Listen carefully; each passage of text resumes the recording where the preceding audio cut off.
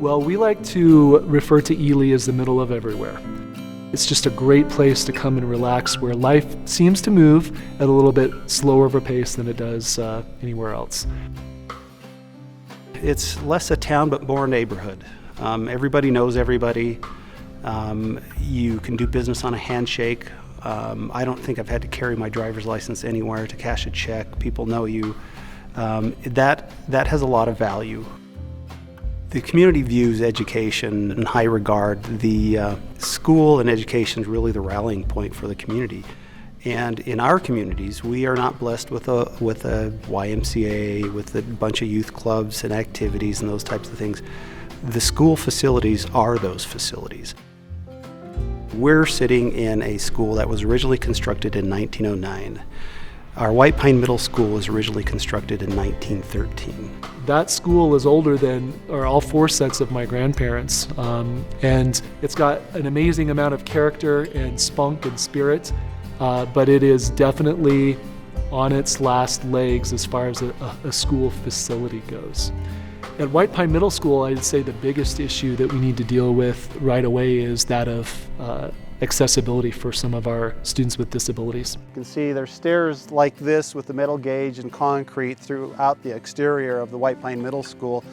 But over here to my left is the only ADA access to this facility, and it comes into the ground floor. There is no ADA access to the other two floors that are in this facility. In order for families and students with disabilities to access the office, they have to go over this ramp, through the library, through the hallway, and then gain access to the office. So our most physically challenged students have the longest path to traverse in order to get services through the administrative office. We've multiple times had to move those hallways around to accommodate students. So an entire grade level might move from second floor to first floor to accommodate a sixth grade student. The following year, when that student's in the seventh grade, we move the seventh grade down, the sixth grade somewhere else. So those movements are definitely challenging. Well, the main concern from a facility perspective here at David E. Norman is the sprinkling system. And in our mass gathering areas where we have, this is the lunchroom. All the kids come here, the 300 plus kids come here for lunch. If there were to be a fire somewhere in the facility, there is no sprinkling system that would extinguish the fire. So it puts the students and staff somewhat at peril in the event that there is some sort of catastrophe here. The cost of reconfiguring some of those lines, it really is cost prohibitive. So in the event of a catastrophic fire, it's a real problem that we don't have that done.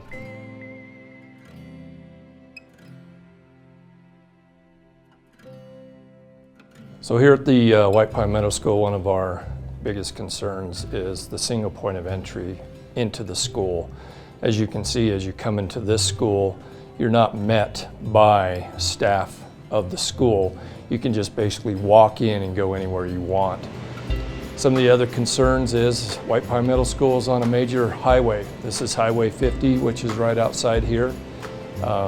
Traffic goes up and down this roadway, including hazardous materials that goes to and from our mine site. The other is there's no borders around this, there's no fencing, there's no security. Anybody can go into any one of these doors if it's open and they're not regulated or checked. There's no parking around any of the campuses. People have to park out in the avenues. We have students being dropped off when there's two-way traffic going both ways. There's no fencing around our middle school campus at all, so it's completely open to anybody. I mean, there's a whole host of structural barriers. Okay, so this is the tunnel that goes into our sewer and water system and part of the steam system that goes through the school. And this is what a person has to go through if you have any leaks. Well, our vision in the school district is to create world-class learning conditions for our students, to really meet that mandate that we've created for ourselves. We need a school that embodies that mindset. We know that the quality of the facilities affects learning. It affects attitudes, it affects employee absenteeism. So having a more modern, up-to-date facility would be beneficial to students and staff in education. I've been trying for over 2 decades to figure out how do we raise the money in order to give these kids what they should have, because having schools that were built prior to World War I, it's not in the best interest of our kids in education. That's what it's about. It's about the kids and providing them whatever opportunities we have. We need to get rid of those obstacles. And right now, the physical facility itself is an obstacle to equity in our community.